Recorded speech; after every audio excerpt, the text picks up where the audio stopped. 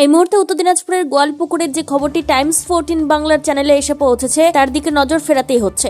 শনিবার গভীর রাতে প্রায় 1 ঘন্টা বিধ্বংসী ঝড়ে ব্যাপক ক্ষয়ক্ষতির মুখে পড়লেন গোয়ালপুকুরের বিভিন্ন এলাকার বাসিন্দারা। হঠাৎ করে ওঠা দমকা হাওয়া ও বজ্রবিদ্যুৎ সহ বৃষ্টিতে বহু বাড়ির টিনের ছাউনি উড়ে যায়, ভেঙে গেছে গাছপালা এবং বিদ্যুতের খুঁটিও। স্থানীয় সূত্রে জানা গিয়েছে রাত প্রায় 12:30 নাগাদ ঝড়ের দাপট শুরু হয় এবং প্রায় 1 ঘন্টা যাবত চলতে থাকে ঝড়ের তাণ্ডব। বিধ্বংসী ঝড়ের দাপটে বহু কাঁচা বাড়ি সম্পূর্ণভাবে ক্ষতিগ্রস্ত হয়ে যায়। বেশ কয়েকটি এলাকায় গাছ উপড়ে পড়ায় যোগাযোগ ব্যবস্থা ব্যাহত হয়। বিদ্যুৎ পরিষেবা ব্যাপকভাবে ক্ষতিগ্রস্ত হয়েছে বলে জানা গেছে। বহু গ্রাম এখনো অন্ধকারে ডুবে রয়েছে। এই বিষয়ে গ্রামবাসী রফিক আলম কি বলেছেন শুনুন।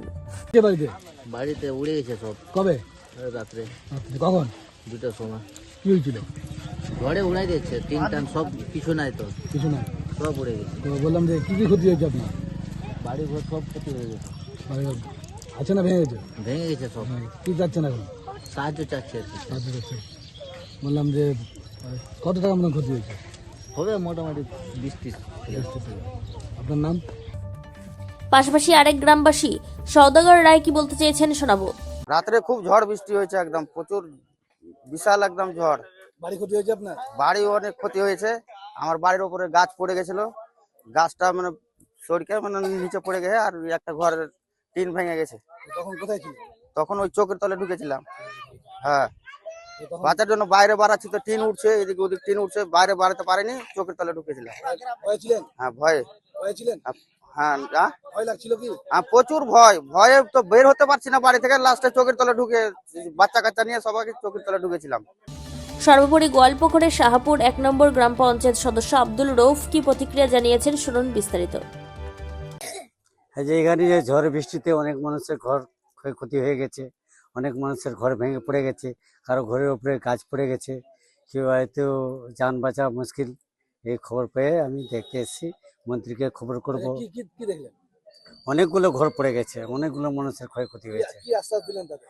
ওদেরকে বললাম যে এটা যে মন্ত্রীকে খবর করব, আমরা আমার পঞ্চায়েতকে খবর জানাবো, বিডিও সাহেবকে খবর দেবো, এদেরকে কি একটা কোনো আশ্বাসন দেওয়ার জন্য কোনো একটা আশ্বাস দিলেন? আশ্বাস দিলাম।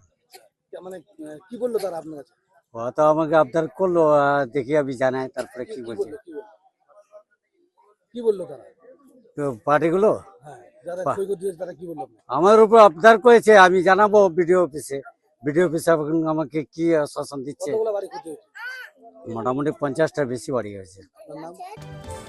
যদিও প্রশাসনের পক্ষ থেকে ক্ষয়ক্ষতির পরিমাণ খতিয়ে দেখা হচ্ছে বলে প্রাথমিক সূত্রে খবর, তবে এই জাতীয় প্রাকৃতিক দুর্যোগ যে সাধারণ মানুষকে কার্যত পথে বসিয়ে দিল তা একরকম স্পষ্ট।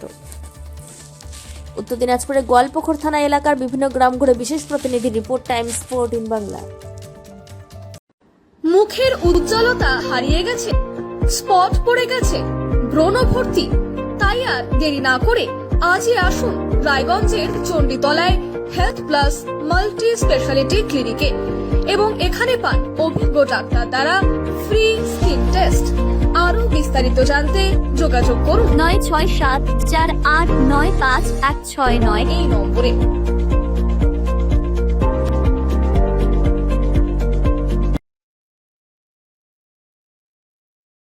আজ তোমার বিয়ে সাজলো নতুন সাজে।